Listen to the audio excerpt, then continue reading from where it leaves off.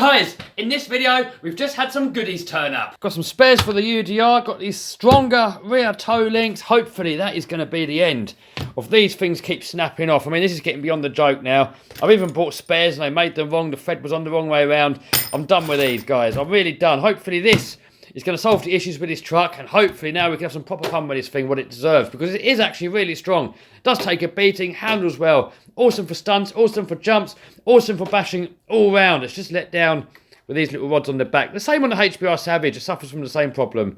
So I've got these ones here. I think these are really for the version 1 E-Revo, but they should still fit, and they're supposed to be a lot stronger, so we will see if these will get broken or not. If these break, then I don't know what to do. We'll have to wait for the RPM Eliminator kit to come out. New gear cover, that's for that as well. Got some new pins here for the UDR because this broke here last time we took it out. Also, yeah, I broke the arm, so we'll be fixing that. Got a body shell for the drifter car. It's a Subaru. That's going to go onto the burnout car. Also, got a couple of these little helicopters. And these are little stunt helis. You can fly them upside down, you can do loops and rolls, and you do loads of tricks with these. And they're actually small enough to fly in here. So, what I'm going to try and do, guys, I'm going to try get the thing upside down and like land it underneath the desk or something like that. See if that's possible. I used to fly helicopters. I haven't flown them for many years. I don't know if I'm any good at it anymore, but we will see. Oh, guys, my light just fell over and smashed. Oh, no. All right, let's have a look what's going on in here then.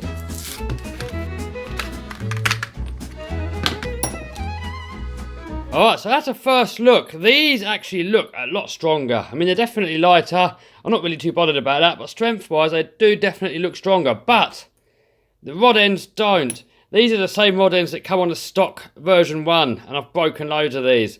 So I'm still sceptical, guys. But this is a cheap fix.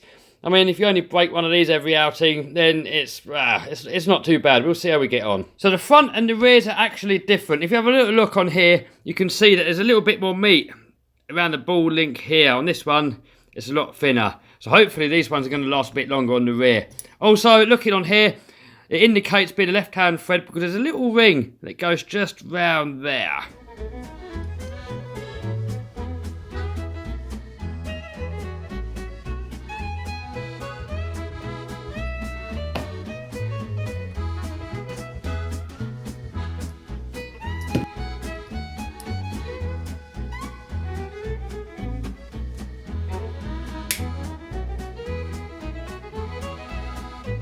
By the way, if anyone's interested, here's the part number.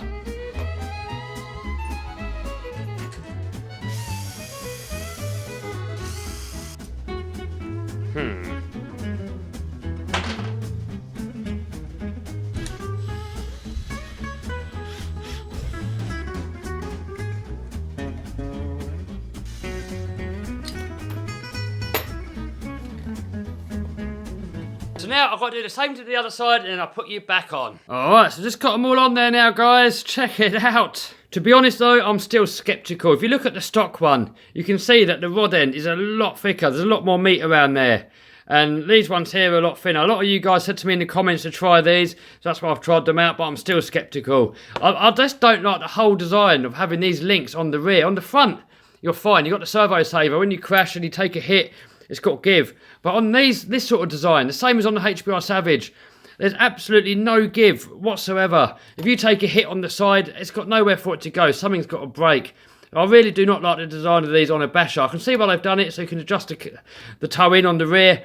But as a basher, we don't care about that. We just want the thing to be reliable. And this, I'm sceptical, guys. We'll see. We'll see when we take it out next. We'll give it a beating. We will see how they hold up. What is nice about this kit is that it comes with a little spanner for adjusting your turnbuckles. I'm sorry about the bad lighting, guys. That light fell over and smashed earlier. I've got a new one on order. Next, new gear cover. Also, I've got to get in there anyway because the pinion fell off when I last had it out. So this is what these ball-ended Allen keys are useful for, because where it's got the ball on the end, you can actually come in at an angle to get bolts out. Now, I wouldn't use these all the time because obviously you can't get as much leverage on there. It's more likely to round off the bolt. But for these occasions where you can't get a normal one in, perfect. So I've got to put this pinion gear back on. I think I'm going to put a bit more Loctite in there this time. I always use extra strong Loctite when it comes to these grub screws, because on the X-Max especially, these have really got a tendency to come off easily. I'd rather struggle here in the shop to try and change it than to struggle out on the field with it keep falling off all the time. Now you want to make sure that you leave this now to set for at least 24 hours, a couple of days if you can. Because I see people put Loctite on, they go bashing straight away and it just comes off again because you've got to let the thing set. If you just do it straight away, it's going to act more like an oil and it's going to be more likely to come off than if you just put nothing on there. So guys, if you're out bashing, don't even bother taking Loctite with you because it will just fall straight back off again. Alright, so we're back to take this thing out bashing again. I'm still waiting to get a new shock tower in because this is broken. It still works. Also, look at this servo, guys. It's just completely snapped off on the case.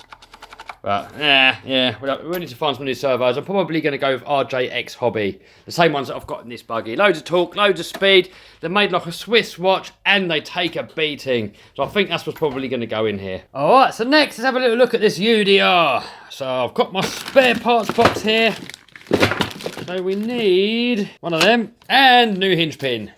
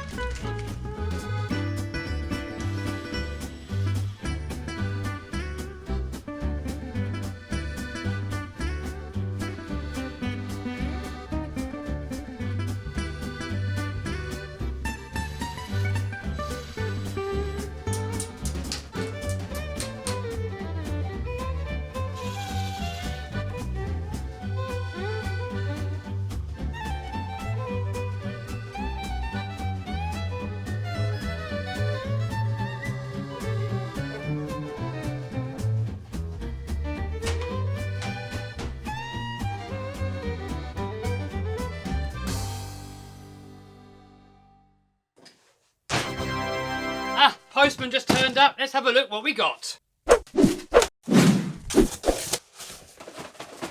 This, guys, is going to be another project. So you've probably seen my rear-wheel drive burnout car. So this is the same car again, but this time I'm going to change it a little bit. I'm going to make this one's going to be front-wheel drive. So it's going to have a disc brake on the back wheel so we can use it like a handbrake. And then this thing's going to be front-wheel drive. So then we can run some front-wheel drive bodies, like maybe some Honda Civics, some Golfs, or, you know, whatever else. So give us some notes in the comments, guys, what you reckon, what body shells you want to see.